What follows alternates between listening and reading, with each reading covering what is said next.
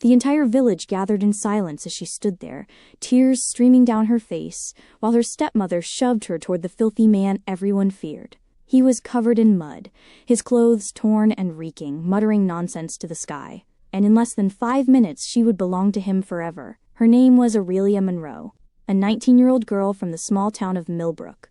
A girl who, just that morning, had been scrubbing floors and praying for a miracle that would never come. But somewhere between a wealthy suitor's arrival at her doorstep and this horrifying moment in the town square, Aurelia had become the unwanted bride of the man everyone called the Madman. To understand how a girl with everything to live for ended up here, we need to go back to 3 days earlier, when Hope walked through her front door wearing an expensive suit. Now here's the thing about Aurelia Monroe. She wasn't supposed to be this broken. Her father had loved her once. Really loved her. He'd called her his morning star, and promised she'd never know suffering. But then he married Constance Whitlock, a woman with a smile sharp enough to cut glass and a heart even sharper. 6 months after the wedding, Aurelia's father collapsed in the fields. Gone. Just like that. And Constance? She didn't waste a single tear. The very next day, Aurelia's bedroom became a storage room. Her clothes became hand-me-downs from Constance's daughter Sabrina. And her life? Well, that became a never-ending cycle of cooking, cleaning, and trying to stay invisible. Sabrina Whitlock was everything Aurelia wasn't allowed to be. Loud, confident, dripping in jewelry their mother bought with money that should have been Aurelia's inheritance. She spent her days on her phone, posting photos with captions like CEO of looking expensive and poor people DNI.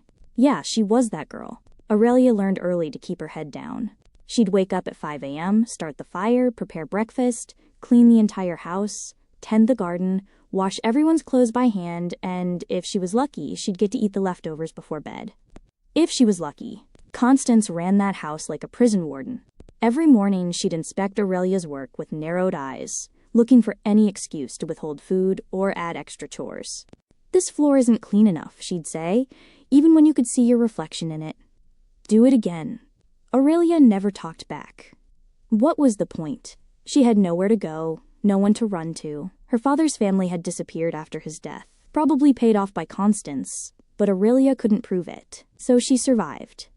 Day by day, scrubbing, cooking, crying into her pillow at night where no one could hear. But anyway, 3 days before everything fell apart, something happened that Constance didn't plan for. A car pulled up to their modest house. Not just any car. A sleek black Range Rover that made half the neighborhood peek through their curtains. Aurelia was in the back garden, elbow deep in laundry, when she heard Constance practically shriek with excitement. Sabrina, get down here now. Fix your hair. Put on the red dress. Aurelia looked up, soap suds dripping from her arms. Through the kitchen window, she could see a man stepping out of the vehicle. Tall, well-dressed, the kind of man who looked like he'd never touched a dirty dish in his life. Behind him, 2 assistants carried what looked like gift baskets. "Oh my God," Sabrina squealed from inside the house. "Mom, is that—" "Shh! Just smile and act proper for once in your life." Aurelia dried her hands and moved closer to the window, curiosity getting the better of her. She watched as Constance practically threw the door open, her face arranged in the fakest smile Aurelia had ever seen. "Good afternoon, sir." "What an unexpected pleasure." The man nodded politely. His voice was smooth, educated. "Good afternoon, madam. My name is Donovan Cressfield. I'm here on a rather personal matter." Constance's eyes went wide. Donovan Cressfield. Everyone in Millbrook knew that name. Old money. Real estate empire. The kind of rich that made other rich people nervous. Please come in." Constance gushed, stepping aside. "Sabrina, offer our guests some refreshments." But here's where it gets interesting. Donovan Cressfield stepped into the house, his eyes scanning the room politely. Sabrina appeared at the top of the stairs in record time, dressed in a tight red dress, and heels so high she nearly twisted her ankle on the way down. "Hello?" she purred, batting her eyelashes so hard Aurelia was surprised they didn't fly off. Donovan nodded at her. Professional, polite, but not particularly interested. "Madam Whitlock," he began, setting his briefcase down. "I'll be direct. I'm looking to settle down. Start a family. And I've been observing the young women in this town for some time." Constance practically vibrated with excitement. She grabbed Sabrina's hand and pushed her forward. "Well, sir, you're looking at Millbrook's finest. My daughter Sabrina is educated, well-mannered, and..." Actually, Donovan interrupted gently, I wasn't finished. Constance froze. I've been watching your household, Donovan continued, and the young woman I'm interested in is... He paused, looking around. Is there another girl who lives here? Younger, quieter. I've seen her in town. Dark hair, kind eyes, always helping the elderly carry their groceries. The room went so silent you could hear a pin drop. Sabrina's mouth fell open. Constance looked like she'd been slapped. You mean Aurelia? Constance finally choked out. If that's her name, yes. Hey, my people. Listen, if you're already hooked on this story and want to see how this plays out, do me a favor real quick. Smash that subscribe button, hit the like, and drop a comment telling me where in the world you're watching from. Seriously, I want to know if this story is reaching you in Lagos, London, Paris, or LA. Your support keeps these stories coming. Now let's get back to Aurelia, because what happens next? Her stepmother lost her entire mind. Constance's brain was moving at light speed. No, absolutely not. She hadn't spent years breaking Aurelia's spirit, just to watch her marry into wealth, while Sabrina got nothing. Oh, Aurelia. Constance laughed, but it sounded forced. Desperate. Sir, I think there's been a misunderstanding. Aurelia is... well, she's not really marriage material. She's simple, uneducated, very rough around the edges. Donovan raised an eyebrow. She seems quite intelligent from what I've observed. Observed? Constance's voice went up an octave. Sir, surely you'd prefer someone more refined? Like Sabrina here. She's been to the city. She knows how to host dinner parties. I'd like to meet Aurelia, Donovan said firmly. Is she home? Sabrina finally found her voice. Why would you want her? The words came out sharper than she probably intended. I mean, I'm right here. I'm prettier. I'm more sophisticated. I actually know how to dress, and... Sabrina? Constance hissed, but the damage was done. Donovan's expression cooled. Please fetch Aurelia, he said quietly. Constance had no choice. She stomped to the back door and yanked it open. Aurelia, get in here, now! Aurelia jumped, nearly dropping the shirt she was wringing out. She quickly wiped her hands and rushed inside, her heart pounding. Had she done something wrong? Was she in trouble again? She stepped into the living room, still in her faded dress and worn apron, and stopped short when she saw the stranger. Donovan Crestfield stood up immediately. His eyes softened. Hello, he said gently. Aurelia blinked. Hello, sir. What's your name? Aurelia Monroe, sir. Constance jumped in immediately. Sir, as I was saying, Aurelia really isn't. I'd like to speak with her privately, Donovan said, not taking his eyes off Aurelia. If that's acceptable. Constance looked like she wanted to combust, but she couldn't refuse. Not to Donovan Crestfield. Of course, she said through gritted teeth. Sabrina, let's give them some space. Sabrina shot Aurelia a look of pure hatred before stomping upstairs. Once they were alone, Donovan gestured to the sofa. Please, sit.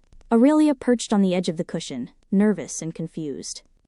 Aurelia, Donovan began carefully, I won't waste your time with games. I've been searching for a wife. Someone genuine, someone kind. And from what I've seen of you in town, I believe you might be that person. Aurelia's eyes went wide. Sir, I don't understand. I'm asking for your hand in marriage. The world tilted. Marriage? To this man? This wealthy, handsome stranger who didn't even know her?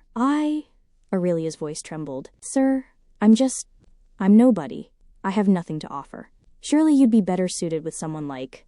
I don't want someone like anyone else, Donovan said firmly. I want someone with a good heart. I've watched you help the elderly woman on Market Street carry her vegetables.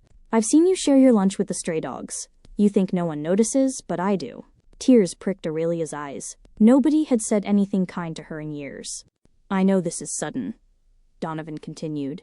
I'm not asking for an answer today, but I'd like your permission to court you properly. To give you the life you deserve. Aurelia wanted to say yes. God, she wanted to say yes so badly it hurt. But she knew Constance would never allow it. I need time to think, she whispered.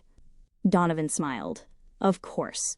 I'll return in 3 days for your answer. He stood, reaching into his pocket and pulling out a small card. If you need anything before then, anything at all, you can reach me at this number. Aurelia took the card with shaking hands. Donovan left shortly after. And the second the door closed behind him, Constance exploded. What did you say to him? Aurelia flinched. Nothing. I swear, I didn't. That man is worth millions, Constance shrieked. And he wants you? Absolutely not. Sabrina came thundering down the stairs. "Mom, fix this. Make him change his mind." Constance paced back and forth, her mind racing. Then suddenly she stopped. A slow, cruel smile spread across her face. "Actually," she said slowly, "I have a better idea." Aurelia's stomach dropped. "You're going to turn him down," Constance said, pointing a finger in Aurelia's face. "And when he asks why, you're going to tell him you're already promised to someone else." "What?" "But I'm not." "You are now." Aurelia's blood ran cold. "Stepmother, please." "That madman who wanders the village," Constance continued, her voice dripping with venom. "The one everyone's afraid of. You're going to marry him." Sabrina gasped, then started laughing. "Oh my God, perfect." "No," Aurelia whispered. "Please, no, not him. Anyone but him." The madman was a local legend. A filthy, wild-eyed man who roamed the streets talking to himself, covered in mud and rags. Parents used him to scare children into behaving. Everyone avoided him like a plague. "You'll marry him tomorrow," Constance said coldly. "And when Mr. Cressfield comes back, he'll see you're taken. Then maybe, just maybe, he'll choose Sabrina like he should have in the first place. Or," Constance leaned in close, her breath hot against Aurelia's ear, "I can make your life so much worse than it already is. You think you've seen suffering? Test me." Aurelia's tears fell freely now. She had no power here. No voice, no choice. "Tomorrow morning," Constance repeated. "You're going to stand in that town square, and you're going to marry the madman. And if you say one word to Mr. Cressfield when he returns, if you try to explain, if you even think about ruining this for Sabrina, I will make sure you never see another sunrise. Do you understand me?" Aurelia's voice was barely a whisper. "Yes, stepmother." "Good. Now get out of my sight." Aurelia stumbled to her tiny room and collapsed on her bed, sobbing into her thin pillow. Tomorrow, her life would be over. She'd be given to a madman. And there wasn't a single person in the world who would save her. What Aurelia doesn't know is that the madman has been watching her too. And he's not mad at all. He's something far more dangerous and far more powerful. But that's a secret that won't stay buried for long. The morning came too fast. Aurelia hadn't slept. She'd spent the entire night curled up on her bed, staring at the ceiling, praying for a miracle that never arrived. Every time she closed her eyes, she saw the madman's face. Those wild, unfocused eyes, the mud caked in his hair, the way he shouted at invisible things in the market square. And now she was supposed to marry him. At dawn, Constance banged on her door so hard the hinges rattled. "Get up! We don't have all day." Aurelia dragged herself out of bed. Her eyes were swollen from crying, her body exhausted. She looked at herself in the cracked mirror on her wall and barely recognized the girl staring back. When had she become so hollow? Constance threw open the door without knocking. "Put this on." She tossed a faded white dress at Aurelia's feet. It was old, stained, probably pulled from some forgotten trunk in the attic. "This is my wedding dress?" Aurelia's voice cracked. "You're marrying a madman, not a prince," Sabrina's voice called from the hallway. She appeared in the doorway, already dressed in designer clothes. Sipping tea like this was just another Tuesday. "Be grateful you're getting anything at all." Aurelia wanted to scream, to fight back, to run. But where would she go? She had no money, no family, no friends. Constance had made sure of that over the years, isolating her completely. So she put on the dress. It hung loose on her thin frame. The fabric smelled like mothballs and abandonment. "Good enough," Constance said, looking her up and down with disgust. "Let's go. The whole village is waiting." And they were. When Aurelia stepped out of the house, it felt like the entire town of Millbrook had gathered in the square. Word had spread fast. The Whitlock girl was being married off to the madman. People wanted to see the spectacle. Some looked at her with pity. Others whispered behind their hands, grateful it wasn't their daughter. A few teenagers recorded on their phones, probably already planning to post this on social media for laughs. Aurelia's legs trembled as Constance grabbed her arm and pulled her forward. "Smile," Constance hissed under her breath. "You look like you're going to your funeral." "I am," Aurelia whispered back. In the center of the square, he waited. The madman. He was exactly as terrifying as she remembered. His clothes were torn and filthy, hanging off his thin frame like rags on a scarecrow. His hair was matted with dirt and leaves. His feet were bare and caked with mud. And he was muttering to himself, rocking back and forth, occasionally laughing at nothing. Aurelia's stomach turned. This was her future. This man. This creature. The village elder, Mr. Pemberton, stood beside him, looking deeply uncomfortable. He was holding a small book, some makeshift ceremony he'd probably thrown together last minute, because who actually planned weddings for madmen? "Let's get this over with," Constance said loudly, shoving Aurelia forward. Aurelia stumbled, nearly falling. The madman's head snapped up. For just a second, less than a heartbeat, his eyes locked onto hers. And they were clear, sharp, completely lucid. Then he blinked, and the cloudiness returned. He went back to muttering, scratching at his arms, looking every bit the lunatic everyone believed him to be. Had she imagined it? "Aurelia Monroe," Mr. Pemberton began, clearly wanting this to end as quickly as possible. "Do you take this man to be your husband?" Aurelia opened her mouth, but no sound came out. "Say no," her brain screamed. "Say no and run." But Constance was staring at her with those cold, threatening eyes. And Aurelia remembered the promise. "If you ruin this, you won't see another sunrise." Aurelia's voice was barely audible. "I do." A murmur rippled through the crowd. Some people gasped. Others shook their heads in disbelief. Mr. Pemberton turned to the madman. "And do you take?" "Yes. Yes. The stars told me yes," the madman shouted suddenly, throwing his arms up. "The moon speaks. She is mine." People jumped back. A few children started crying. "Right," Mr. Pemberton said quickly. "Then, by the power vested in me, I pronounce you husband and wife. God help you both." It was done. Aurelia was married to a madman. Constance clapped her hands together, fake cheerfulness oozing from every pore. "Wonderful. Now then, take your husband and go. There's a small shack at the edge of town, past the old mill. That's where he lives. That's your home now." Aurelia's heart sank even further. She hadn't even thought about where she'd live. "Go on," Constance said, her voice sharp. "Your husband is waiting." The madman had already started walking away, muttering and gesturing wildly at the sky. Aurelia had no choice but to follow. As she walked past the crowd, she heard the whispers. "Poor thing. Better her than my daughter. Give it a week before she comes running back. If she survives that long." Aurelia kept her head down, tears streaming silently down her face as she followed the madman through the winding streets of Millbrook, past the market, beyond the nice houses, further and further until civilization faded away. Okay, fam, real talk. If you're sitting there thinking this can't get any worse for Aurelia, just wait. Because what she's about to discover, it changes everything. If you're invested in this story, smash that like button, subscribe, and comment, keep going, so I know you're ready for what happens next. Trust me, you don't want to miss this. Now let's get back to Aurelia, because her nightmare just took the strangest turn. The shack was worse than she'd imagined. It was barely standing, 4 crooked walls held together by hope and rotting wood. The roof had holes in it. There was no door, just a torn cloth hanging in the doorway. Inside, she could see a dirty mat on the floor, some broken pottery, and what looked like animal bones scattered in the corner. This was where she was supposed to live now. The madman ducked inside, immediately going to the corner and continuing his muttering. Aurelia stood in the doorway, frozen. She couldn't do this. She couldn't live like this. But she had nowhere else to go. Slowly, she stepped inside. The floor was dirt. The smell was overwhelming. Sweat, decay, and something else she couldn't identify. She said quietly, not even sure if he could understand her. I'm Aurelia. The word tasted like ash in her mouth. The madman didn't respond. He just kept rocking back and forth, muttering about the voices and the truth hidden in shadows. Aurelia found a relatively clean spot in the corner and sat down, pulling her knees to her chest. This was her life now. Hours passed. The sun moved across the sky. The madman occasionally got up to pace around, talking to himself, sometimes laughing, sometimes angry at invisible enemies. Aurelia just sat there, numb.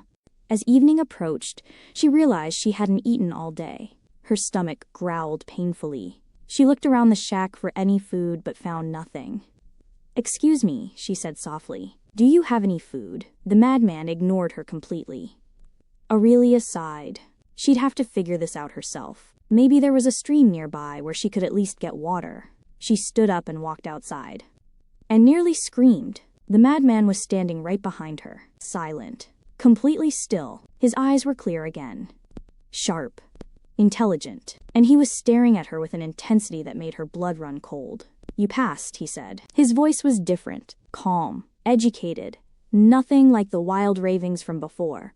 Aurelia stumbled backward. You what? I said. You passed. He tilted his head, studying her like she was a puzzle. Most women would have run by now, screamed, complained. But you just sat quietly, accepted your fate.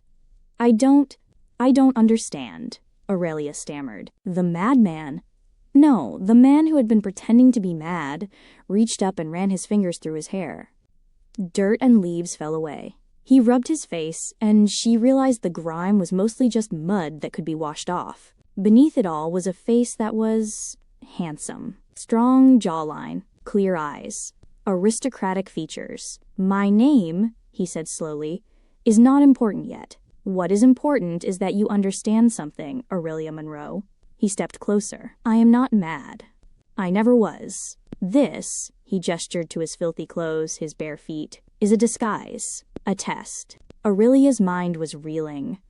A test? For what? To find a woman who isn't a gold digger, he said simply. To find someone who would show me kindness, even when I had nothing. Even when I appeared to be society's reject. He moved past her, walking back into the shack. She followed, too shocked to do anything else. Inside, he went to the corner where the animal bones were scattered and pulled at what looked like a loose floorboard. It came up easily. Beneath it was a small chest. He opened it, and Aurelia's eyes went wide. Gold coins, jewelry, documents with official-looking seals. I've been living in this town for 3 months, the man continued, pulling out a clean shirt from the chest. Watching, learning who people really are when they think no one important is looking. He began changing his clothes, not bothering with modesty. Aurelia quickly turned around, her face burning. You can look, he said, amusement in his voice. We're married, remember. Who are you? Aurelia whispered, still facing away. There was a long pause. Turn around, Aurelia. She did. Standing before her was a completely different man. Clean, tall, dressed in fine clothes that had been hidden in that chest. He looked like he belonged in a palace, not a shack. My name is Julian Ashford, he said, Crown Prince of Valdoria. Aurelia's legs gave out. She sat down hard on the dirt floor. You're a prince? I am. He crouched down to her level. And you, Aurelia Monroe, just became a princess. This couldn't be real. This had to be a dream. Or maybe she'd actually gone mad, and this was all a hallucination. I don't understand, she said again, her voice shaking. Why? Why would you do this? Julian's expression darkened. Because every woman I've ever trusted, ever loved, ever let into my heart, only wanted my crown, my money, my power. They didn't want me. He sat down across from her, his eyes distant. 3 years ago, I was engaged to a woman named Liliana. Beautiful. Charming. I thought she loved me. On our wedding day, I overheard her talking to her actual lover, my own cousin. She was only marrying me for the throne. She laughed about how boring I was, how she couldn't wait to become queen so she could do whatever she wanted. Aurelia's heart ached at the pain in his voice. I called off the wedding, Julian continued. The scandal was enormous. But I didn't care. I swore I'd never let myself be used again. He looked at her directly. So I created this test. I would disguise myself as the lowest of the low. The one person in society that no woman would ever choose for status or money. And if I found someone who showed me genuine kindness, someone with a good heart, maybe, just maybe, I could trust again. And you chose me? Aurelia whispered. I've been watching you for weeks, Julian admitted. The way you help others, even though you have nothing. The way you endure cruelty without becoming cruel yourself. The way you... He paused. The way you looked at me today. Terrified, yes. But also resigned. Like you were used to sacrificing yourself for others. Tears welled up in Aurelia's eyes again. But this time for different reasons. I'm sorry that man came to propose to you, Julian said softly. Donovan Crestfield, right? I know who he is. He's a good man. Wealthy. You could have been happy. My stepmother would never have allowed it, Aurelia said, her voice bitter. She wanted him for her daughter. I was just in the way. I know. I heard everything. Julian stood up, offering her his hand. Which is why I'm giving you a choice, Aurelia. A real choice. She looked up at him, confused. This marriage isn't legal in Valdoria, he explained. It was performed by a village elder, not sanctioned by the crown. So if you want, I can dissolve it. I can give you money, set you up somewhere far from your stepmother, and you never have to see me again." He squeezed her hand gently. "Or you can come with me, back to Valdoria. Be my princess. My wife. For real this time." Aurelia's head spun. This morning she'd thought her life was over. Now she was being offered a fairy tale. I can't. She didn't even know what she was trying to say. "You don't have to decide right now," Julian said gently. "We'll stay here tonight. Tomorrow, I'll reveal myself to the village and we'll leave. You can give me your answer on the journey." He helped her to her feet. "But I need you to know something, Aurelia. I'm not asking you to love me. I'm not even asking you to stay forever. I'm just asking you to give me a chance to show you what your life could be. What you deserve." Aurelia looked into his eyes, those clear, honest eyes that had briefly flashed at her during the ceremony. "Why me?" she asked one more time. "Really?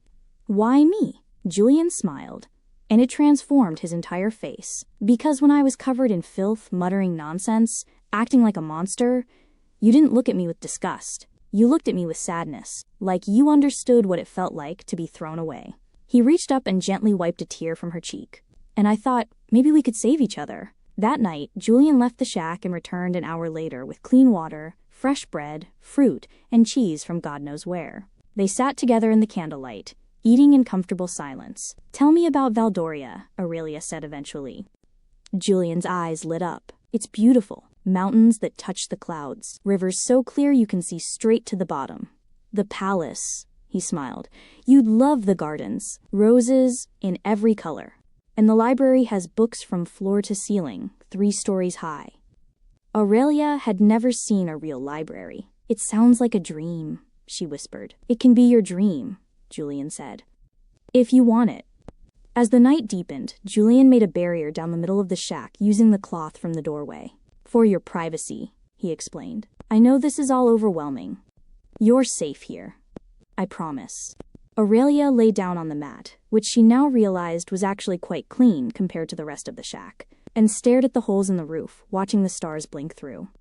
A prince. She'd married a prince, and tomorrow, when he revealed himself to the village, Constance and Sabrina would lose their minds. For the first time in years, Aurelia smiled in the darkness. Maybe miracles did exist after all. But across town, Donovan Crestfield had just learned about Aurelia's sudden marriage. And the look on his face? It wasn't heartbreak. It was suspicion. Because Donovan knew something about the MADMAN that no one else in Millbrook did. And what he was about to do would put Aurelia in more danger than Constance ever could. Morning came with chaos. Aurelia woke to the sound of voices outside the shack. Angry voices getting closer. She sat up quickly, her heart racing. "Julian?" she called softly. He was already awake, dressed in his princely clothes, looking every bit the royal he claimed to be. He put a finger to his lips. "They're early," he murmured. "I wasn't expecting them until noon." Expecting who? Before he could answer, someone kicked the cloth covering the doorway aside. Constance stormed in, Sabrina right behind her. But they weren't alone. Behind them were at least a dozen villagers, including Mr. Pemberton and, Aurelia's stomach dropped, Donovan Crestfield. Constance's mouth was already open, ready to spew some fresh venom, when she actually looked at the man standing in the shack. Her words died in her throat. "What? Who?" she stammered. Julian straightened to his full height, radiating an authority that made the entire room feel smaller. "Good morning, Madam Whitlock. I was planning to come to you, but it seems you've saved me the trip." Sabrina's eyes went wide. "Oh my God," she whispered. He's hot? Where's the madman?" Constance demanded, looking around frantically. "What have you done with him? And who are you? Why are you in his shack?" Julian smiled, but it didn't reach his eyes. "I am the madman. Or rather, I was pretending to be one." The silence that followed was deafening. "Pretending?" Mr. Pemberton stepped forward, his face pale. "What do you mean, pretending?" "I mean," Julian said clearly, his voice carrying to everyone gathered, "that for the past 3 months I have been living among you under a disguise, testing the character of this town, and I must say, most of you failed spectacularly." Murmurs erupted. People started whispering frantically to each other. Donovan Crestfield, who'd been watching silently from the back, finally spoke. His voice was calm, measured. "And who exactly are you when you're not pretending to be insane?" Julian turned to face him directly. "Crown Prince Julian Ashford of Valdoria, and Aurelia Monroe is now my wife and future princess." The crowd exploded. Someone screamed. Several people started talking at once. Sabrina looked like she might faint. But Constance's face went through an entire rainbow of emotions. Shock, disbelief, rage, and finally, calculation. "A prince?" she said slowly, her brain clearly working overtime. "You're saying my stepdaughter married a prince?" "Your stepdaughter who you forced into this marriage, yes," Julian said coldly. "The same girl you've abused and enslaved for years. That stepdaughter." Constance's fake smile appeared so fast, it was almost impressive. "Abused? Sir, Your Highness. I think there's been a misunderstanding. Aurelia is like a daughter to me. I was only trying to protect her from a wealthy suitor who could have given her a good life?" Julian interrupted. "Yes, I know all about Donovan Crestfield's proposal. I know how you sabotaged it so your biological daughter could have him instead." Sabrina finally found her voice. "Wait, hold on. If you're a prince and you wanted to marry someone from this town, why didn't you just—" "I don't know. Ask? Like a normal person?" "Because normal people lie," Julian said simply. "When they know you have power, they become whatever they think you want them to be. The only way to see someone's true character is to strip away any reason they'd have to impress you." He looked around at the gathered crowd, and what I saw in this village was truly enlightening. I saw children throw rocks at a man they thought was helpless. I saw adults mock and degrade someone they believed couldn't fight back. I saw, his eyes locked on Constance, I saw a woman sell her stepdaughter to what she thought was a fate worse than death, just to clear the path for her own child's social climbing. Constance's face turned red. "Now you listen here." "No, you listen." Julian's voice turned to ice. "You have two options, Madam Whitlock. Option 1. You accept this marriage gracefully, congratulate your stepdaughter on her good fortune, and we part ways peacefully. Option 2.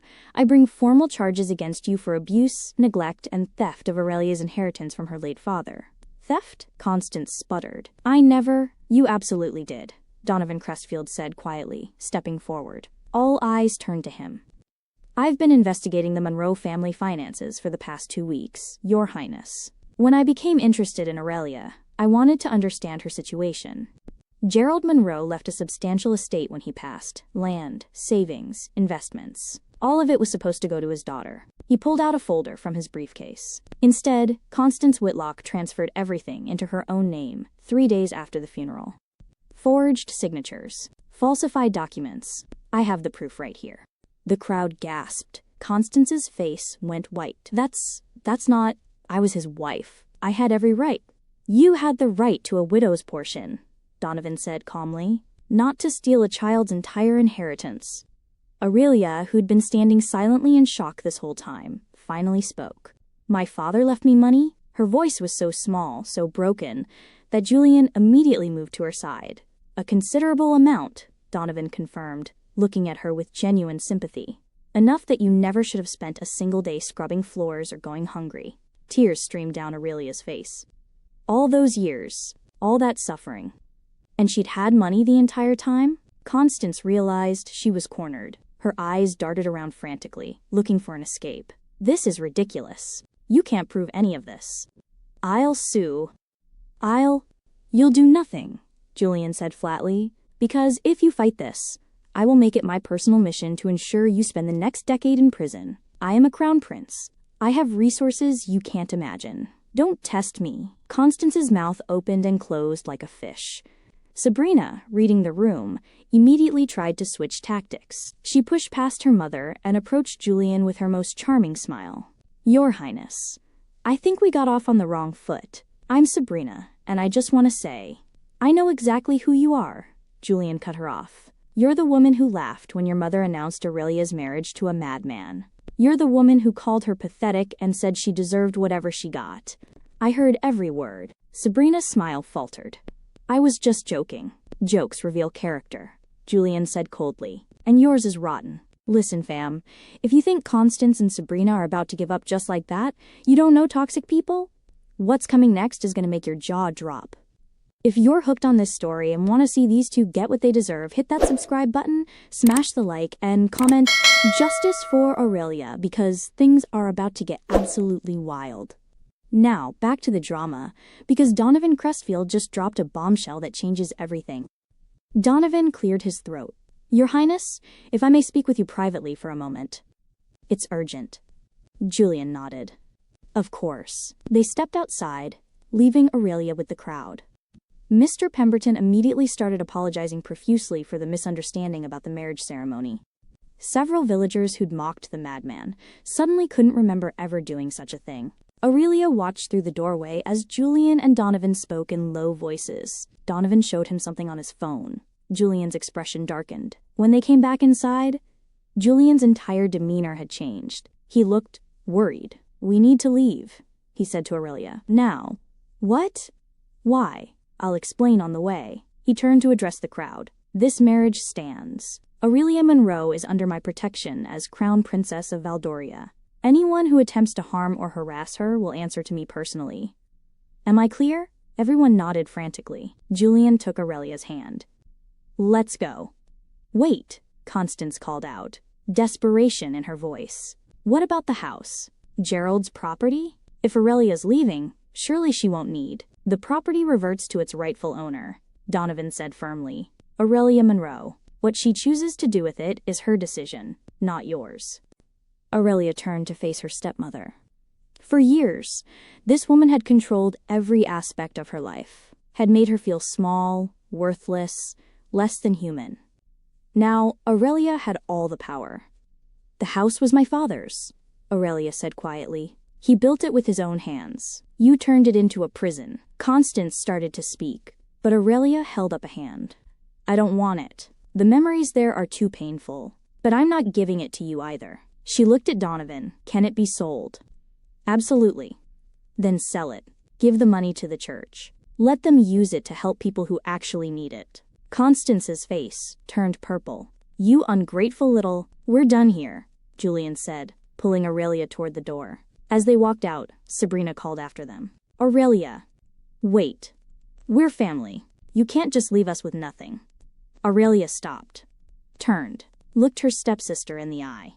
"You're right," she said softly. "I can't leave you with nothing."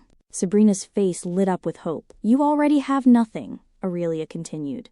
"Your cruelty, your vanity, your mother's greed. That's all you've ever had. And that's all you'll ever have." She turned back to Julian. "Let's go." They walked through the village, Donovan following behind them. 3 horses were waiting at the edge of town. Clearly Donovan had arranged this. "Your Highness," Donovan said as they approached the horses, "we need to talk about what I found." Julian helped Aurelia onto one of the horses before mounting his own. "Go ahead." Donovan pulled out his phone again. "I've been tracking social media in this region. Someone posted about Aurelia's wedding yesterday. The post went viral.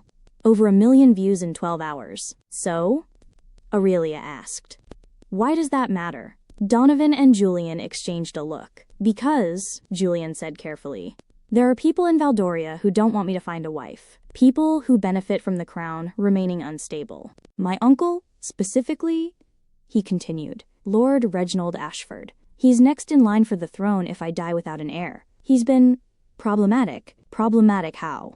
Aurelia asked, though she wasn't sure she wanted to know. 3 accidents in the past 2 years, Julian said grimly. A carriage with faulty brakes, food poisoning that nearly stopped my heart, a fire in my private quarters that started mysteriously in the middle of the night. Aurelia's blood ran cold. He's trying to unalive you. He's been trying very carefully to make it look like bad luck, Julian corrected. But yes, and now, thanks to that viral video, he knows exactly where I am. And that I have a wife. Donovan nodded. I've been monitoring communications. Lord Reginald's private guard left the capital yesterday. They're heading in this direction. How long do we have? Julian asked. If they rode through the night, they could be here by noon. Julian cursed under his breath. Then we need to move fast. Aurelia, I'm sorry, but we're gonna have to ride hard. Can you manage? I've never really ridden a horse before, Aurelia admitted. Then you'll ride with me. Julian dismounted and helped her onto his horse, then swung up behind her. His arms came around her to hold the reins, and, despite everything, Aurelia felt safe. Donovan, Julian said, I owe you a debt for this warning. Donovan shook his head. No debt, Your Highness. I came to this town looking for a wife of good character. I found her. The fact that you found her first. He smiled sadly. Well, I suppose that's fate. He looked at Aurelia directly. Be happy, Miss Monroe. Or should I say, Your Highness. You deserve it. Thank you, Aurelia whispered. For everything. Donovan nodded and turned his horse away. I'll delay anyone who follows. Give you a head start. Be careful, Julian warned. My uncle's men are dangerous. So am I when necessary. Donovan kicked his horse into motion and rode back toward the village. Julian waited until he was out of sight, then turned his horse north. Hold on tight, he told Aurelia. We have a long journey ahead. They rode hard for hours. The landscape changed from gentle hills to dense forest. Aurelia's body ached from the unfamiliar position, but she didn't complain. Every time she thought about what she'd left behind, the abuse, the hunger, the hopelessness, she felt lighter. As the sun began to set, Julian finally slowed the horse. We'll stop here for the night. There's a safe house about a mile ahead. Safe house? I have them scattered across the region, Julian explained. For situations exactly like this, they rode in silence for another few minutes before Aurelia finally asked the question that had been burning in her mind all day. Julian, what happens if your uncle catches us? He was quiet for a long moment. He won't, Julian finally said. But his arms tightened around her, and Aurelia could hear the fear he was trying to hide. But if he does? Julian didn't answer. They reached the safe house just as darkness fell completely. It was a small cottage, hidden deep in the woods, barely visible from the road. Julian dismounted first, then helped Aurelia down. Her legs nearly gave out. Hours of riding had taken their toll. Easy, Julian said, steadying her. You did amazing today. He led her inside. The cottage was simple but clean.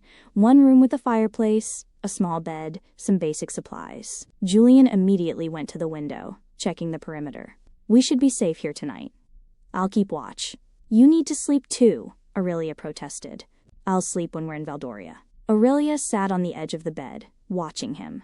This man who'd been a stranger yesterday, who'd pretended to be mad just to find honesty, who was now risking his life to protect her. Julian?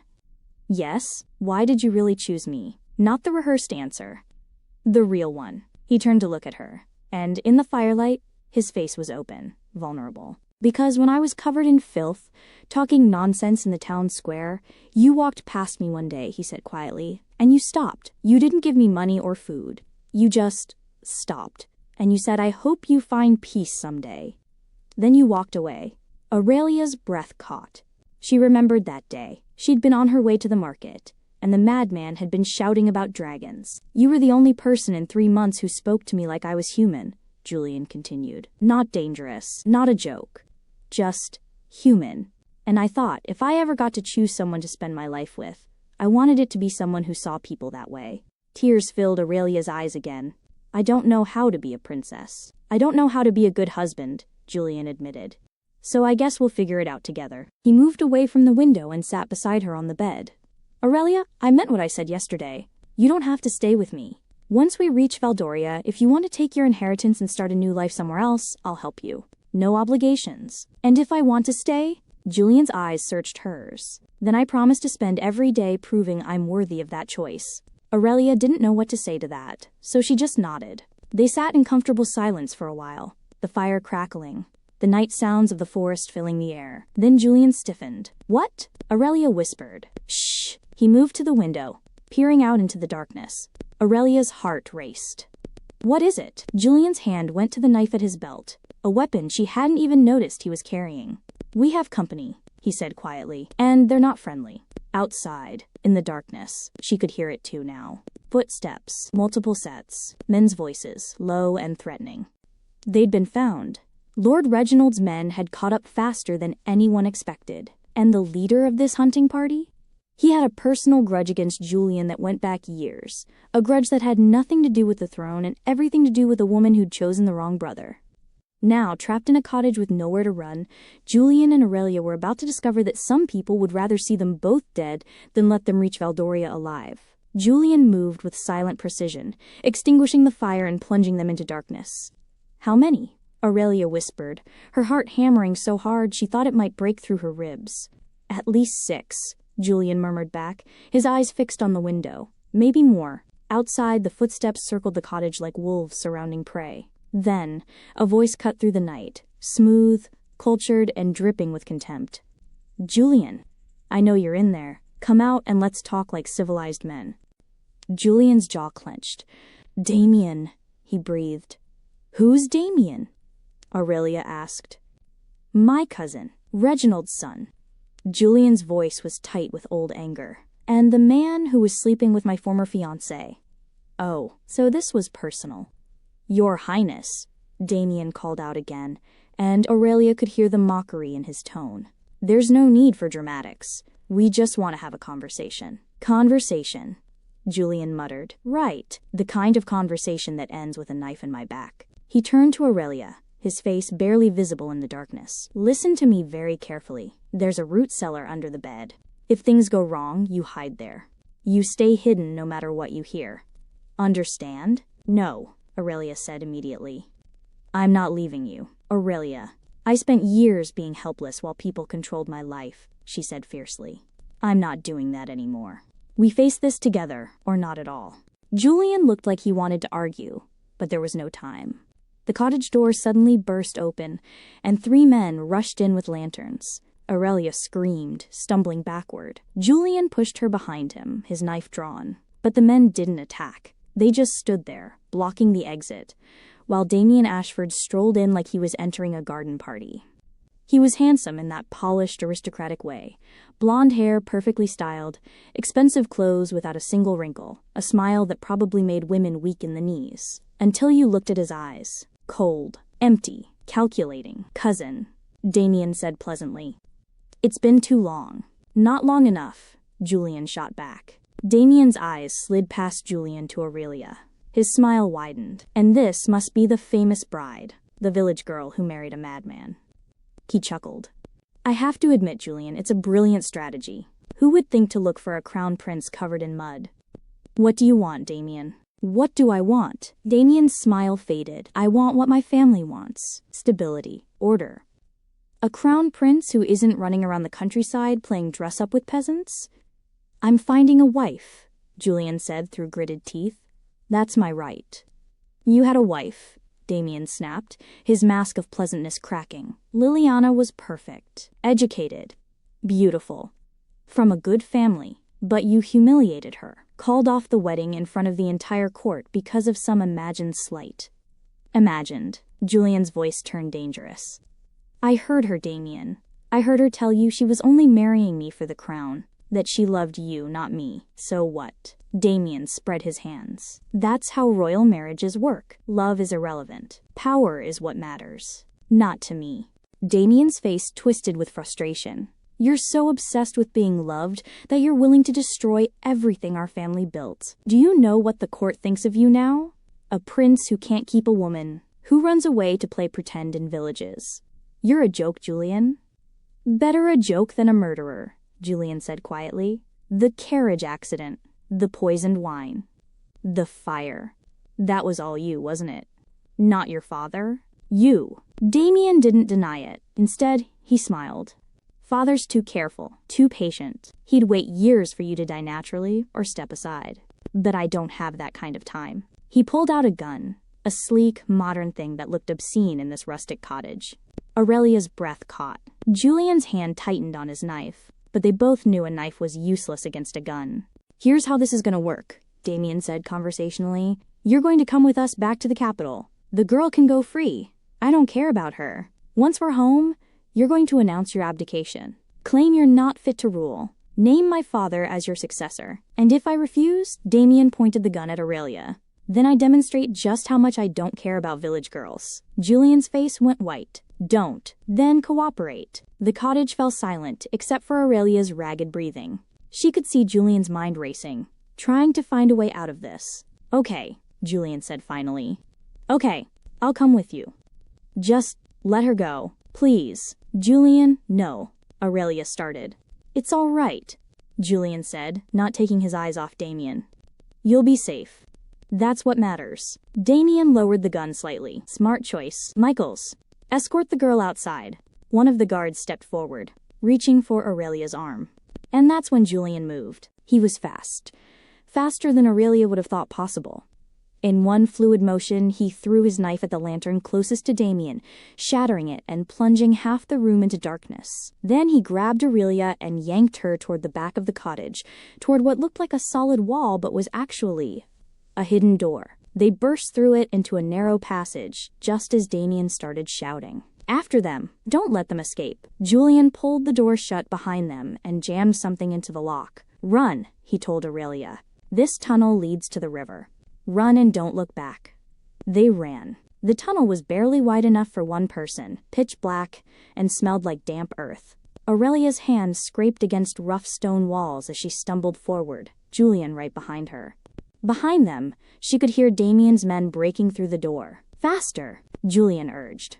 Aurelia's lungs burned. Her legs screamed in protest, but she kept running, because the alternative was dying in this tunnel. Finally, she saw light ahead. The tunnel opened up onto a rocky outcrop overlooking a river. We have to jump, Julian said, already pulling off his jacket. Aurelia looked at the churning water below. It had to be at least a 20-foot drop. Are you insane? Actually, yes, remember? Julian gave her a grim smile. But right now, it's our only option. Can you swim? Not well. Then hold on to me, and don't let go. Shouts echoed from the tunnel behind them. They were out of time. Julian grabbed Aurelia's hand. On 3. 1. Wait. I need to. 2. Julian. 3. They jumped. The fall seemed to last forever. Aurelia's scream was cut off as they hit the water, the cold shocking the air from her lungs. She went under, the current immediately trying to pull her away. Strong arms wrapped around her waist. Julian. He kicked upward, dragging them both to the surface. Breathe, he shouted over the roar of the water. Just breathe and hold on. Aurelia gasped, coughing up river water, her fingers digging into Julian's shirt. The current was vicious, pulling them downstream at terrifying speed. Behind them, she could hear gunshots. Damien's men were firing from the outcrop, but the darkness and the distance made them shoot blind. We need to get to the bank, Julian shouted. Can you kick? Help me swim. Aurelia kicked as hard as she could, though her waterlogged dress felt like it weighed 1,000 pounds. Together, they fought against the current, angling toward the far bank. It took forever. Aurelia's muscles screamed. Several times, her head went under, and she was sure she was going to drown. But Julian never let go. Every time she faltered, he pulled her back up. Finally, her feet touched something solid. Rocks. The riverbank. They crawled onto dry land, both of them coughing and gasping. Aurelia collapsed onto her back, staring at the stars, wondering how she was still alive. We can't stay here, Julian said, already forcing himself to his feet. Damien will have men searching both banks. We need to keep moving. I can't, Aurelia wheezed. I can't move. Everything hurts. Julian crouched beside her, his face gentle despite the urgency in his voice. I know it hurts. But Aurelia, if they catch us now, everything we just went through will be for nothing. Please, just a little further. She wanted to cry, to give up, to just lie here and let whatever happened happen. But then she thought about Constance, about years of abuse, about being told she was worthless, that she deserved nothing, that she should be grateful for scraps. And she thought, no, I didn't survive all that just to give up now. Aurelia forced herself to sit up. Okay, let's go. Pride flashed in Julian's eyes. He helped her stand, and together they stumbled into the forest. They walked for hours in wet clothes, shivering, jumping at every sound. Julian seemed to know where he was going, following some internal map Aurelia couldn't see. As dawn began to break, they finally stopped at another cottage, this one even smaller and more hidden than the last. Another safe house? Aurelia asked through chattering teeth. The last one before Valdoria's border, Julian confirmed. He picked the lock on the door, apparently being a prince, came with some interesting skills, and ushered her inside. This cottage had dry clothes, food supplies, and most importantly, a fireplace. Julian got a fire going, while Aurelia changed behind a screen, into dry clothes that were too big, but wonderfully warm. When she emerged, Julian had changed too, and was heating some kind of soup over the fire. Eat, he said, handing her a bowl. You need your strength. They ate in silence for a while. Then Aurelia asked the question that had been bothering her since the river. Why does Damien hate you so much? It can't just be about the throne. Julian stared into his soup. Liliana, he said quietly, my ex-fiancée. Damien loved her. Really loved her, I think. Maybe the only thing he's ever genuinely loved. And she chose you, Aurelia finished. She chose my crown, Julian corrected.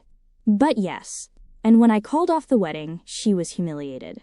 The entire court knew why. Knew she'd been caught planning to betray me. No respectable family would touch her after that. Last I heard, she'd left the kingdom entirely. He looked up at Aurelia. Damien blames me for destroying her life.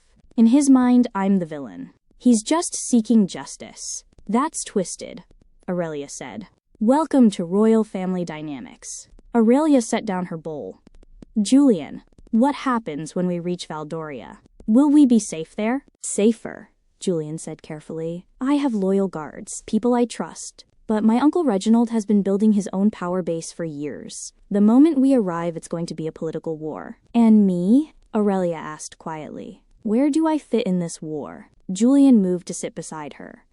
Anywhere you want. You can be my princess, my ally, my friend. Or you can take the money I promised and disappear somewhere safe. It's still your choice, Aurelia.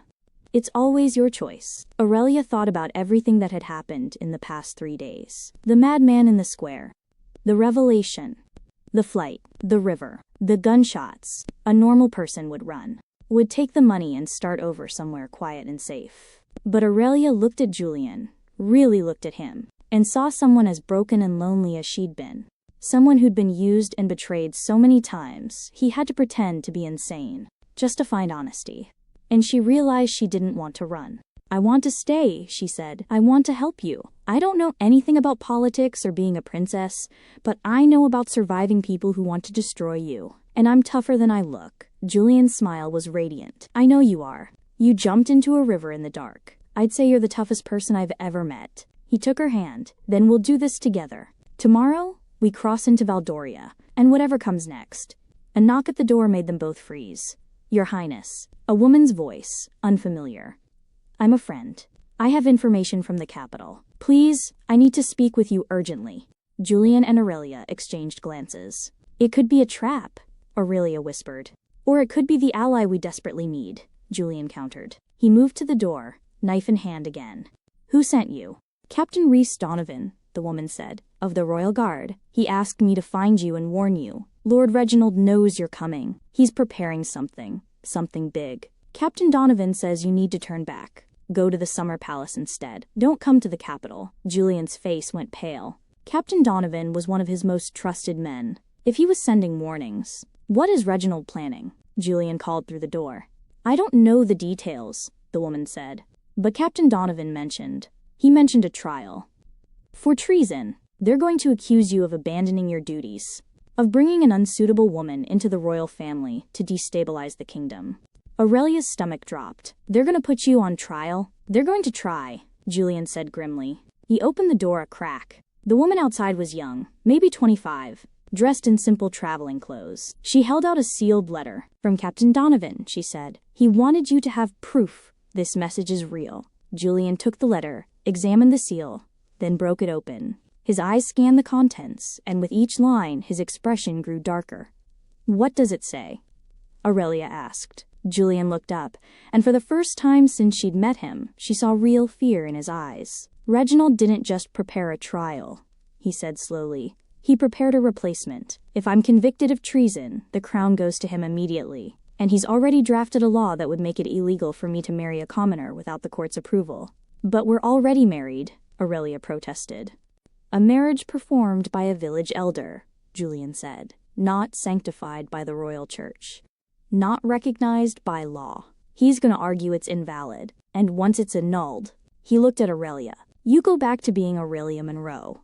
Village girl, with no protection, no status, and every enemy I've made will know exactly who you are and where to find you. The messenger shifted uncomfortably. Captain Donovan also said, he said there's a bounty. On both of your heads. Lord Reginald is calling it a recovery operation, but the amount he's offering? People are calling it a hunting price. How much? Julian asked quietly. 50,000 gold pieces for your return, Your Highness. Dead or alive? The cottage fell silent. And for me? Aurelia whispered. The messenger wouldn't meet her eyes. 20,000. Alive only. Something about needing to publicly nullify the marriage. Aurelia felt sick. She'd gone from worthless servant to a 20,000 gold piece target in 3 days. Julian's hand found hers, squeezed tight. Then we don't go to the capital. We go to the Summer Palace like Donovan suggested. Regroup. Build our own support before facing Reginald. Your Highness, the messenger said carefully, the Summer Palace is 2 weeks' journey, and every bounty hunter, mercenary, and desperate fool between here and there is going to be looking for you. Then we'll have to be smarter than they are, Julian said. The messenger handed him another envelope. Captain Donovan prepared this. Safe houses, routes, contacts who can be trusted. He said to tell you, the knight remembers his oath. Julian's eyes glistened. Thank you. Tell Donovan we're coming. Tell him to hold the line. The messenger nodded and disappeared into the pre-dawn darkness. Julian closed the door and leaned against it, suddenly looking exhausted. 2 weeks, Aurelia said. 2 weeks of running, of hiding, of people trying to kill us. I'm sorry, Julian said. This is all my fault. I should have seen this coming. Should have been more careful. Stop, Aurelia interrupted. You saved me from a life of abuse and gave me a chance at something better. We're in this together, remember? She stood up, squared her shoulders. So what's the plan? Julian looked at her, really looked at her, and something in his expression shifted, softened. The plan, he said, is we survive. We make it to the Summer Palace. We build an army of allies, and then we take back what's rightfully mine. Ours, Aurelia corrected. What's rightfully ours? Julian smiled. Ours. He moved to the table where the messenger had left the documents from Captain Donovan. As he spread them out, Aurelia saw maps marked with red and green dots, lists of names, routes highlighted in different colors. We leave at first light, Julian said, studying the papers. There's a merchant caravan heading north. We can blend in with them for the first few days. Then we'll split off toward the mountains. Mountains? Aurelia's heart sank. She'd barely survived the river. I know, Julian said sympathetically, but it's the route Damien won't expect. He'll think we're taking the main roads, traveling fast. We'll go slow, careful, through terrain that's difficult to search. He pointed to a spot on the map. Here, there's a monastery. The monks there owe my family a debt. They'll hide us for a few days while we plan the next leg. Aurelia studied the map, trying to memorize it. So many places, so many dangers. Julian? She said quietly. Yes? What happens if we don't make it? He was silent for a long moment. Then he turned to face her fully. If we don't make it, he said slowly, if Reginald catches us, if Damien finds us, if everything falls apart. He took her hands. Then I want you to know that meeting you, even for just these few days, has meant more to me than years of empty courtships and political games. Aurelia's throat tightened. Julian, I mean it, he continued. You're brave. You're kind. You're everything I hoped to find and thought didn't exist. So if this all ends tomorrow, at least I'll know I was right.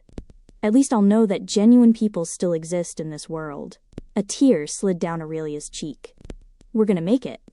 We have to. We will, Julian agreed. We absolutely will. But as they packed their supplies and prepared for the journey ahead, as the sun began to rise over the forest, neither of them could shake the feeling that the worst was still to come. Because somewhere, in the capital city of Valdoria, Lord Reginald Ashford was making his final preparations. And what he had planned for the runaway prince and his unsuitable bride? It would make Damien's assassination attempt look like a mercy. Back in Millbrook, Constance Whitlock had just received a very interesting visitor, a bounty hunter who'd seen the viral video and connected the dots. And when he offered her a deal, help him capture Aurelia and Julian in exchange for a cut of the reward, Constance didn't hesitate. She knew the routes Julian would take. She knew how Aurelia thought. And most importantly, she knew exactly how to exploit the one weakness that could bring them both down: Aurelia's desperate need to be loved. The hunt was about to get personal. The merchant caravan smelled like spices, leather, and unwashed bodies. But to Aurelia, it might as well have been paradise. For 3 days they'd traveled hidden among traders and travelers. Just 2 more faces in the crowd. Nobody asked questions. Nobody looked too closely. Julian had been right. This was the smart way to travel. Bread? A trader's wife offered Aurelia a piece of flatbread warm from the fire. The woman's name was Marta, and she'd been kind without being nosy, which Aurelia appreciated more than she could say. Thank you, Aurelia said, accepting gratefully. Julian sat across the campfire, deep in conversation with one of the merchants about textiles, which Aurelia was pretty sure was code for escape routes. He caught her eye and gave her a small smile. 3 days of running, and somehow, they were still alive, still together, still free. Maybe, just maybe, they'd actually pull this off. Your husband seems like a good man, Marta observed, following Aurelia's gaze. Aurelia felt her cheeks warm. He is. Protective, too. I've seen how he watches the roads, how he positions himself between you and strangers. Marta chuckled. My late husband was the same way. Drove me crazy sometimes, but her expression softened. I miss it now.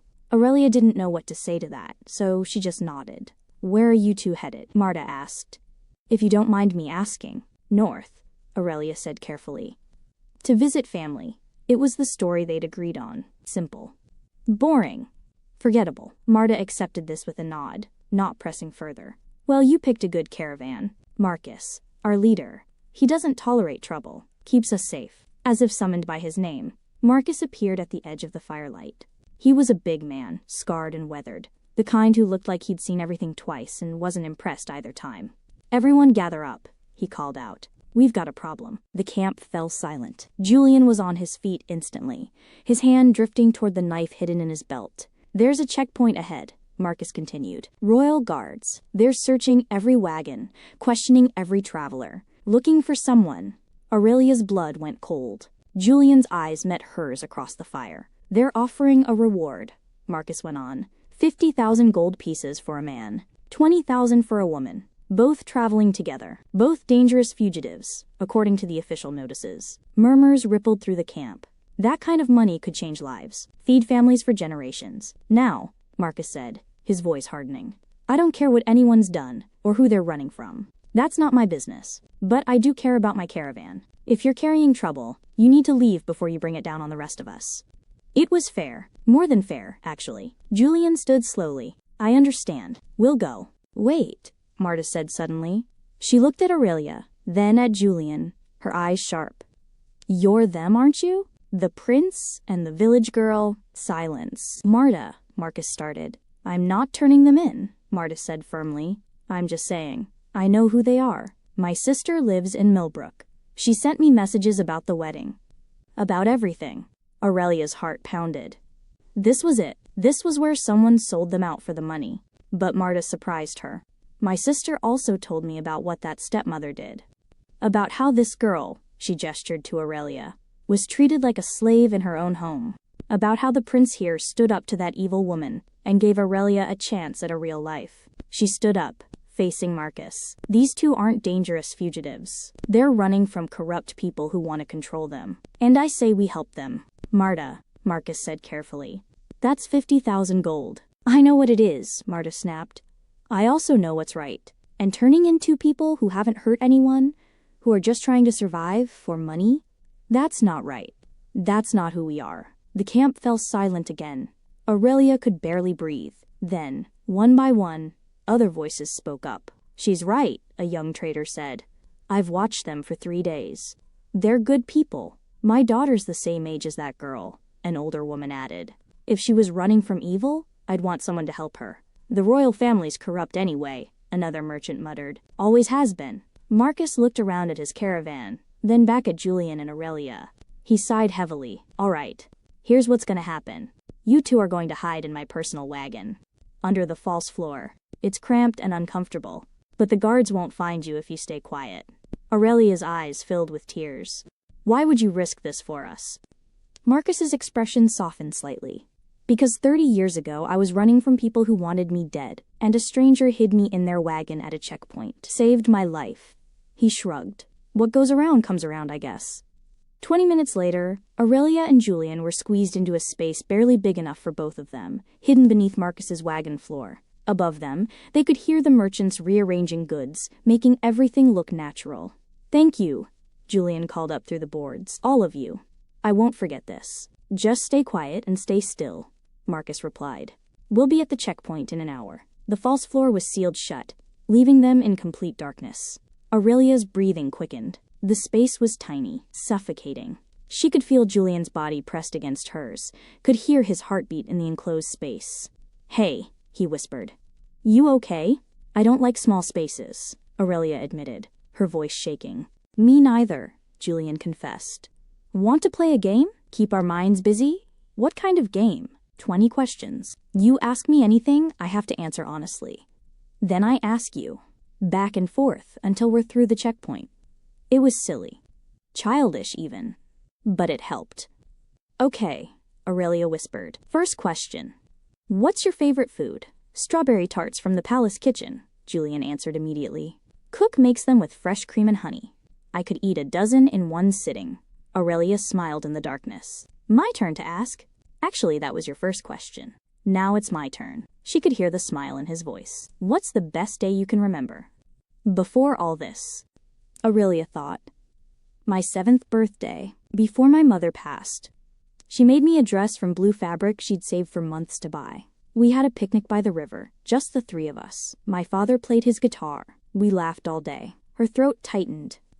I don't remember her face anymore, but I remember how safe I felt that day.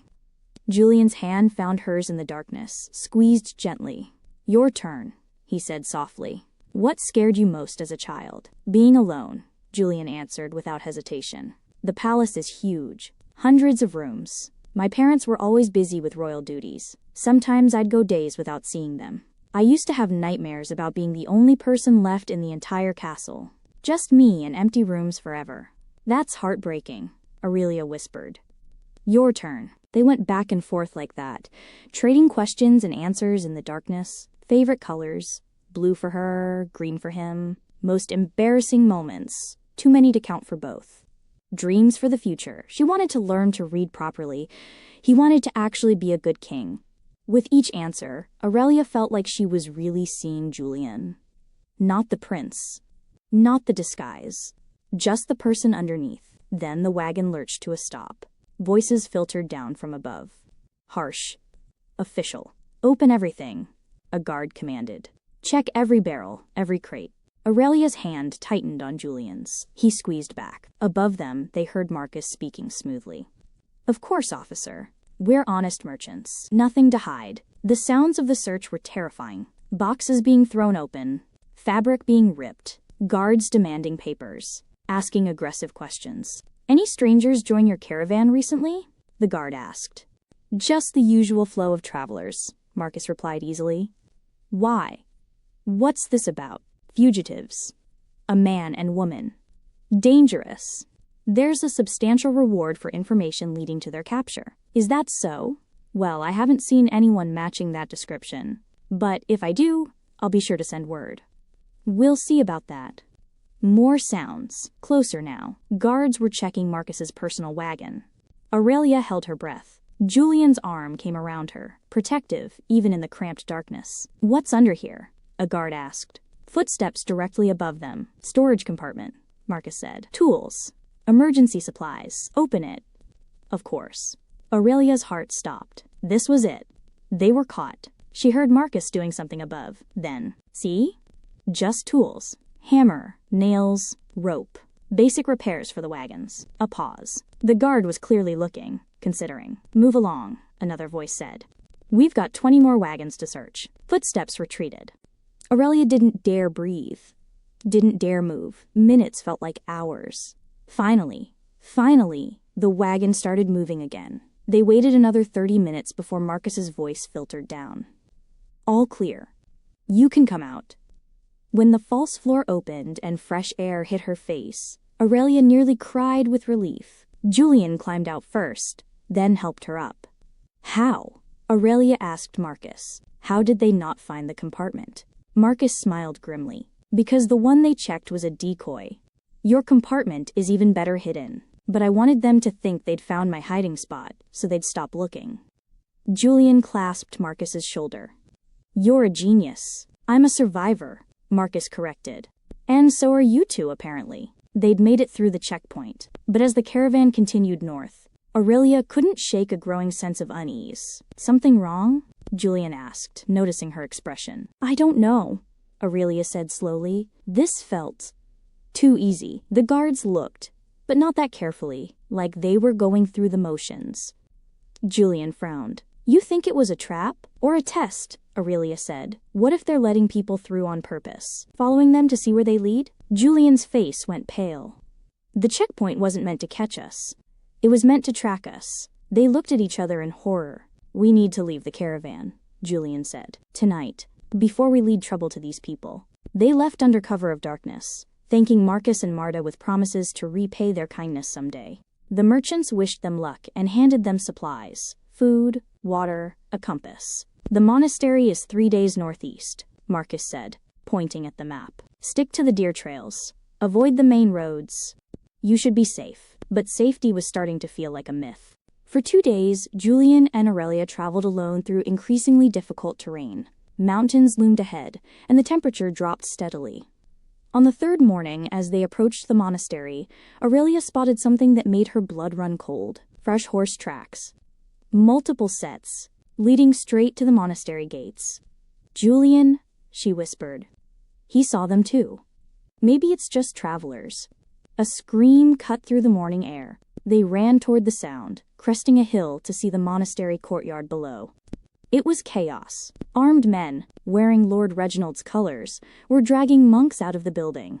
One soldier held a torch to the wooden doorframe. "Where are they?" the soldier shouted at an elderly monk. "We know the prince was coming here." "Where is he?"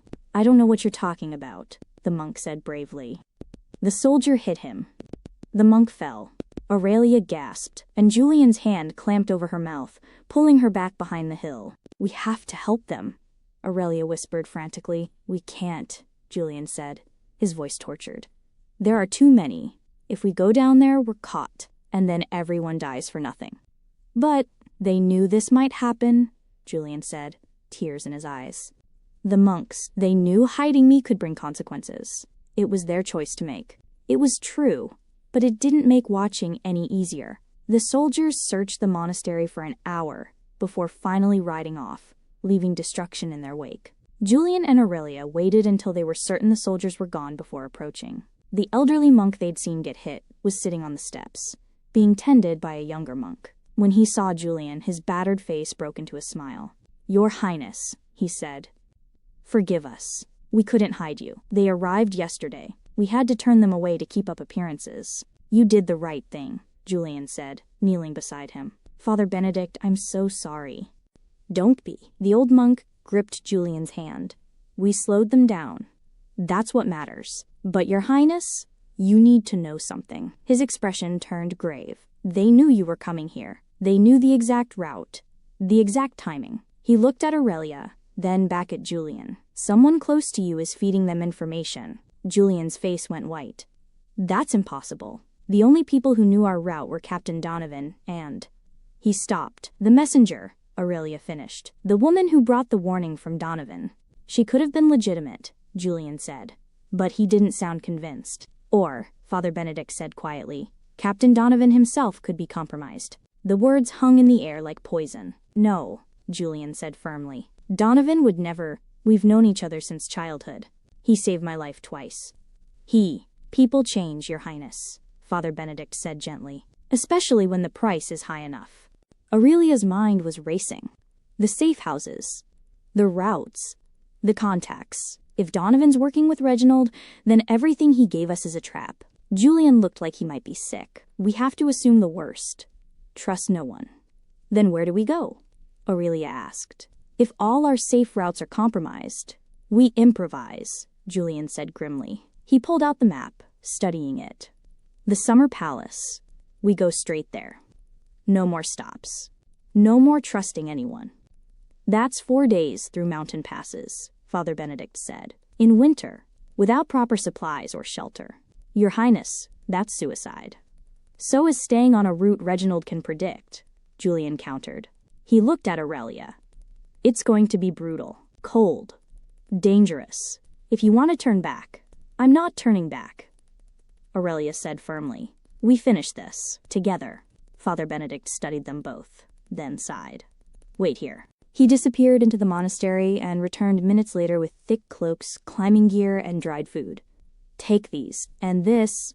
He handed Julian a small device that looked like a compass but wasn't. "It's a beacon. If you get in real trouble, activate it. The Summer Palace Guard will see the signal and send help." "Thank you, Father. One more thing, Your Highness." The old monk's expression turned serious. "When you reach the palace, be careful who you trust. Your enemies aren't just outside the walls. They're inside too." The mountains were hell. There was no other word for it. The temperature dropped below freezing at night. The paths were treacherous, covered in ice and loose rocks. Twice, Aurelia nearly fell, saved only by Julian's quick reflexes and the climbing rope Father Benedict had provided. On the second day, a A storm rolled in. Snow fell so thick they could barely see 5 feet ahead. "We need shelter," Aurelia shouted over the wind. Julian pointed to a dark shape ahead. A cave, half hidden by snow. They stumbled inside, shivering and exhausted. Julian got a small fire going with difficulty, the wood damp and reluctant to catch. "We'll wait out the storm," he said, though his teeth were chattering. Should pass by morning. They huddled together by the fire, sharing body heat under their cloaks. "Julian?" Aurelia said after a while. "Yeah? Do you ever regret it? Choosing me? If you'd picked someone from court, someone appropriate, none of this would be happening." Julian was quiet for a long moment. Then he turned to face her. "Aurelia, I spent 3 years in court being appropriate, dating appropriate women, playing appropriate games, and I was miserable every single day." He took her hand. "These past few days, running for our lives, hiding in wagons, freezing in caves, these have been some of the realest days I've ever lived. Because I'm with someone genuine, someone who chose to stay when they could have run, someone who jumped into a river in the dark because she trusted me." "I was terrified," Aurelia admitted. "So was I," Julian said. "But we did it anyway, together." He leaned closer. "So number, I don't regret choosing you. Not even for a second." Aurelia's heart was pounding. In the firelight, Julian's face was so close, his eyes locked on hers. "Can I?" he started, then stopped. "Can I kiss you?" Aurelia's breath caught. "Yes." It was gentle, tentative, his lips soft against hers, asking rather than demanding. Aurelia's first kiss, and it was in a freezing cave in the middle of a mountain storm, and somehow it was perfect. When they pulled apart, they were both smiling. "That was..." Aurelia started. A sound outside the cave made them both freeze. Footsteps, in the snow. Multiple sets. Julian was on his feet instantly, knife in hand. Aurelia grabbed a rock, her heart racing. The footsteps came closer. Stopped right outside the cave entrance. "Your Highness," a familiar voice called. "I know you're in there. Please, come out. We need to talk." Julian's face went white with betrayal. Because standing outside the cave, leading a group of armed soldiers, was Captain Rhys Donovan, the man Julian had trusted most in the world, the man who'd apparently been selling them out all along. "Rhys," Julian said, his voice breaking. "Tell me this isn't what it looks like." "I'm sorry, Julian," Donovan said, and he actually sounded it. "I truly am. But Lord Reginald made me an offer I couldn't refuse. And more importantly," his voice hardened, "he showed me proof that you're not fit to be king." "What proof?" Julian demanded. "That you'd throw away the stability of an entire kingdom for a village girl with no education, no training, no political value whatsoever." Donovan's voice was cold now. "That you'd risk civil war, risk thousands of lives, all because you're too selfish to make the sacrifice every royal before you has made." "Marrying for politics isn't a sacrifice," Julian shot back. "It's a prison. It's duty," Donovan countered. "Something you've clearly forgotten." Aurelia's hands were shaking. "So what now? You take us back to Reginald?" "I take him back," Donovan corrected. "You, Miss Monroe, are free to go. This isn't your fight. Take the gold Reginald's offering and disappear. Start over somewhere safe." "No," Aurelia said immediately. "Don't be foolish." "I said no." Aurelia stepped forward, standing beside Julian. "If you want him, you go through me." For just a second, something like respect flashed in Donovan's eyes. Then it was gone. "So be it," he said. "Men, take them both, alive." The soldiers moved forward. Julian grabbed Aurelia's hand. "Run, deep into the cave. Now." They ran, plunging into darkness, using their hands to feel along the cave walls. Behind them, they could hear soldiers shouting, following. The cave twisted and turned. Aurelia's lungs burned. Her legs screamed. Then, suddenly, there was no more floor. She realized it a split second before Julian did. "Stop!" But momentum carried them forward. They fell. It wasn't a long drop, maybe 10 feet, but they hit hard, tumbling down a slope of loose rocks into what felt like a larger cavern. Above, she could hear soldiers arguing about whether to follow. "It's too dangerous," one said. "We can't see where it goes." "Then we wait them out," Donovan's voice echoed. "They can't stay down there forever. Seal this exit and guard the cave entrance. Sooner or later, they'll have to come up." Footsteps retreated. Silence. Julian groaned beside her. "You okay?" "I think so. You?" "Bruised, but alive." They sat in complete darkness, catching their breath. "We're trapped," Aurelia said. "Maybe not." Julian fumbled in his pocket and pulled out the beacon Father Benedict had given him. It glowed faintly in the darkness. This could work even underground. The Summer Palace guard might see it. Or Donovan's men might see it first, Aurelia pointed out. Right now, it's our only option. Julian activated the beacon. A pulse of light shot upward, somehow penetrating the rock above. Now we wait, he said. They sat together in the darkness, backs against the cold stone. Julian, Aurelia said after a while. Yeah? What Donovan said. About me being a political liability. He's right, isn't he? Julian was quiet. I don't know anything about being royal, Aurelia continued. I can barely read. I don't know which fork to use at dinner, or how to talk to nobles, or... Aurelia, maybe you should let me go. Take Reginald's deal. Find someone appropriate. Save your kingdom. Stop. Julian's voice was firm. He found her hand in the darkness. Listen to me. The kingdom doesn't need another political pawn who'll smile and stay silent while corruption festers. It needs someone real. Someone who understands what it's like for regular people. Someone who actually cares. But, you think reading Latin makes someone a good leader? Or knowing which fork to use? That's nonsense. Those are just accessories. What matters is character. Integrity. The courage to stand up for what's right, even when it's hard. He squeezed her hand. You have all of that, Aurelia. And yeah, you'll need to learn some things. Court etiquette. Politics. But those are skills. They can be taught. Your heart, that can't be taught. You either have it or you don't. Tears streamed down Aurelia's face in the darkness. You really believe that? I know it, Julian said. And anyway, I'm not letting you go. You're stuck with me now. Aurelia laughed through her tears. Yes, I am. They sat like that for hours, talking quietly, sharing memories, making plans for a future that seemed increasingly impossible. Then, just when Aurelia was starting to lose hope, they heard something. Voices, but not from above. From deeper in the cave system. Hello? Someone called. Is someone down here? We saw a distress beacon. Julian and Aurelia exchanged glances. Friend or foe? We're here, Julian called back. We're trapped. Light appeared in the distance, growing closer. Torches. And people carrying them. As they came into view, Aurelia's breath caught. They were wearing the Summer Palace colors. Real rescue. The lead guard stepped forward, holding up his torch. He was young, maybe 25, with kind eyes. Your Highness? He asked, staring at Julian. Prince Julian? That's me. The guard's face broke into a smile. Thank God. We've been searching for you for days. Lord Reginald said you were dead. Reginald wishes I was dead, Julian corrected. These soldiers, are they loyal to me or to him? To you, Your Highness, the guard said firmly. Captain Donovan may have been compromised, but most of the Summer Palace Guard remembers who you really are. We're with you. Relief flooded through Aurelia so strongly she almost collapsed. Then get us out of here, Julian said. And prepare for a fight, because Reginald's men are waiting at the cave entrance. The guard's smile turned predatory. Let them wait. What happened next was something out of a story. The Summer Palace guards led them through a hidden network of caves, passages that connected to the palace grounds through ancient tunnels. They emerged not at the trapped cave entrance, but 3 miles away, inside the Summer Palace walls. Donovan and his men were still waiting at the cave, completely unaware their quarry had escaped. Idiots, the young guard, whose name was Thomas, muttered, thinking they could outsmart palace routes. Julian was immediately surrounded by more guards, all swearing loyalty, all asking questions. Later, Julian said, exhaustion clear in his voice. Right now, we need food, warmth, and sleep. Tomorrow, we plan our next move. They were taken to royal chambers, actual rooms with real beds and hot baths and clean clothes. Aurelia had never seen such luxury.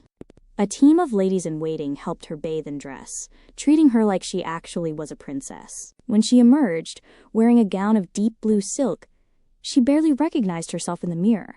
Julian was waiting in the sitting room, also cleaned up and dressed in proper clothes. When he saw her, he froze.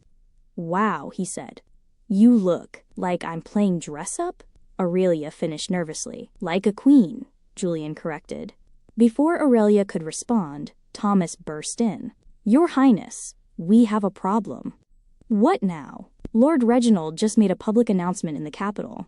He's declaring you unfit to rule, and claiming the throne under emergency powers. He's also issued a formal arrest warrant for Aurelia Monroe on charges of witchcraft and manipulation of the crown prince. Aurelia's stomach dropped. Witchcraft? It's a classic political move, Julian said grimly. Discredit you completely, so even if I clear my own name, you're still untouchable. The trial is set for 3 days from now, Thomas continued. If you don't appear to defend yourself, you'll be convicted in absentia. But if you do appear, it's a trap, Aurelia finished. Julian paced the room, thinking. We need allies, real ones, people with influence who can stand against Reginald. Most of the court is too afraid to oppose him, Thomas said. He's spent years building his power base. Then we don't go to the court, Julian said slowly. We go to the people. He turned to Thomas. How fast can you get messages to every major town and village in the kingdom? A day, maybe 2. Why? Because we're going to tell our story. The real story. About a prince who pretended to be mad to find honesty. About a girl who was abused and enslaved by her stepmother. About corrupt nobles trying to steal a throne.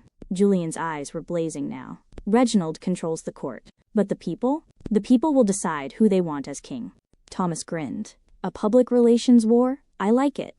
There's just one problem, Aurelia said quietly. To tell our story properly, we'd need to prove everything. And the only witnesses to most of it are back in Millbrook. Julian's expression hardened. Then we bring Millbrook to the capital. Get me everyone from that village who saw what happened. The merchants from the caravan. The monks from the monastery. Anyone who can testify to the truth. Your Highness, Thomas said carefully, that's asking a lot of regular people. To stand against a lord in open court. I know, Julian said, but we have to try. The next 2 days were chaos. Messages went out across the kingdom. Julian recorded a video, with help from Thomas's surprisingly modern understanding of social media, telling his story from beginning to end. Within hours, it had millions of views. The kingdom was divided. Some people believed Julian. Others thought it was an elaborate hoax. The court remained largely silent, waiting to see which way the wind would blow. And then, on the evening before the trial, something unexpected happened. A caravan arrived at the Summer Palace gates, Marcus's caravan, with Marta, Father Benedict, and dozens of villagers from Millbrook, including, shockingly, Donovan Cressfield. Julian and Aurelia met them in the courtyard. You came, Aurelia said, tears in her eyes. Of course we came, Marta said fiercely. You think we'd let them railroad you without a fight? Father Benedict stepped forward. We're here to testify, Your Highness. All of us. The truth needs to be heard. Donovan Cressfield approached more carefully. Your Highness. Miss Monroe, I know I have no right to ask for your trust, but I'm here to help. I've brought evidence, financial records proving Constance Whitlock's theft, legal documents showing Aurelia's rightful inheritance. Why? Julian asked. You proposed to her. I took her from you.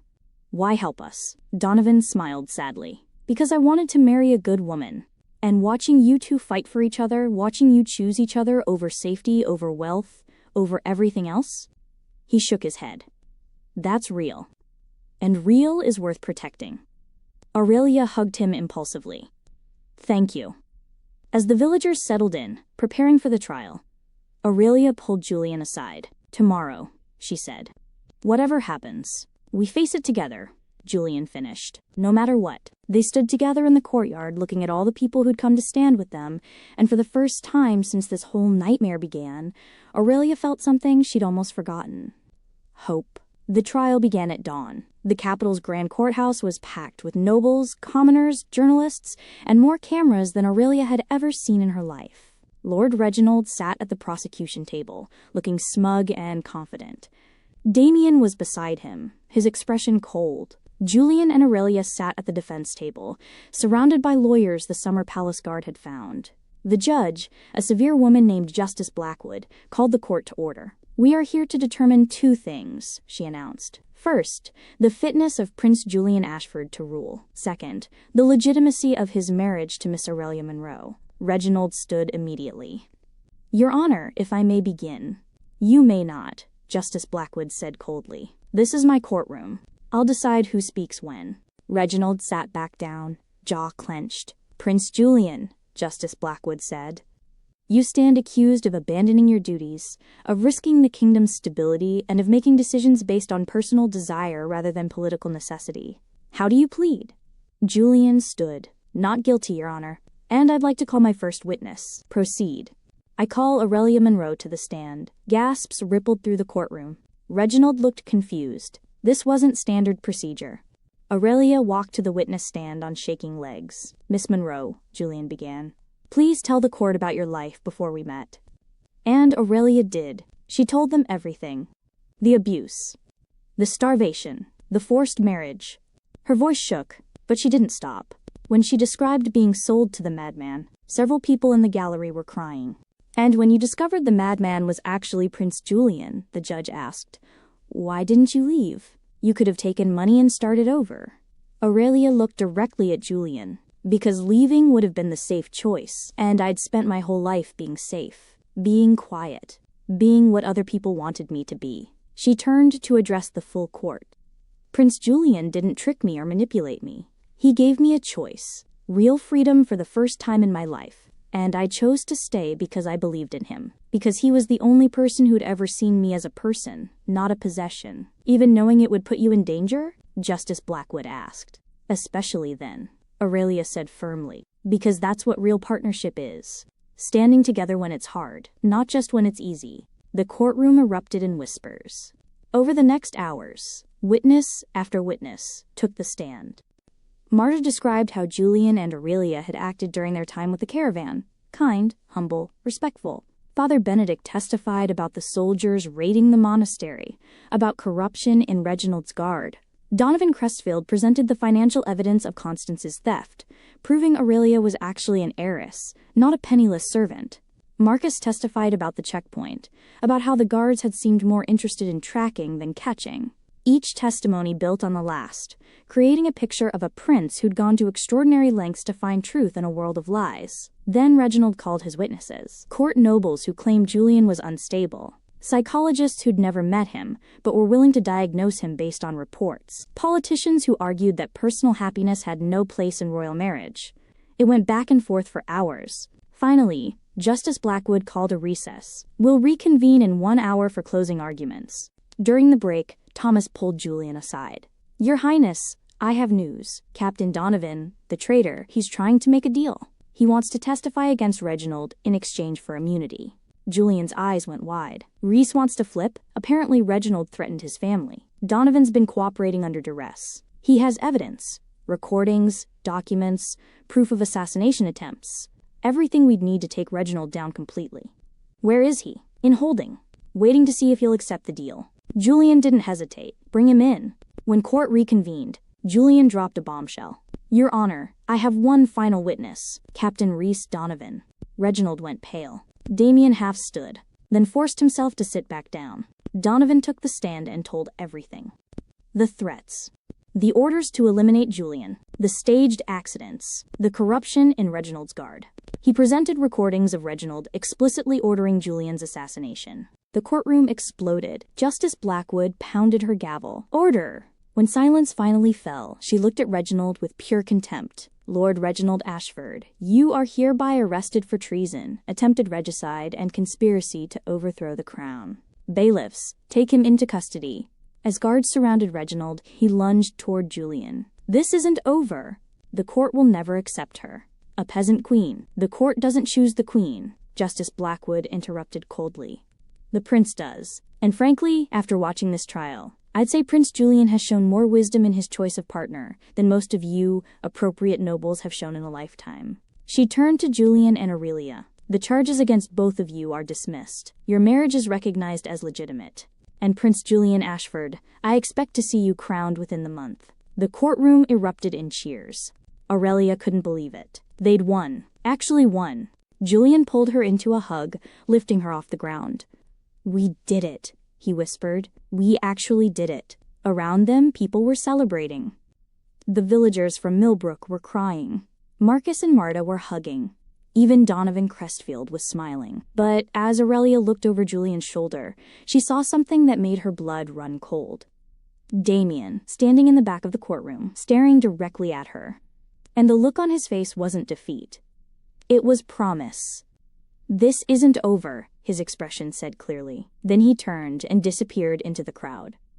Aroundia's celebration dimmed slightly, but she forced herself to push the worry away. They'd won today. That had to be enough. Tomorrow's problems could wait for tomorrow. 3 weeks later, the day before Julian's coronation, Aurelia received a letter. It was hand-delivered by a messenger she didn't recognize, sealed with wax she'd never seen before. She opened it in her private chambers. Inside was a single photograph. It showed a woman Aurelia had never seen before.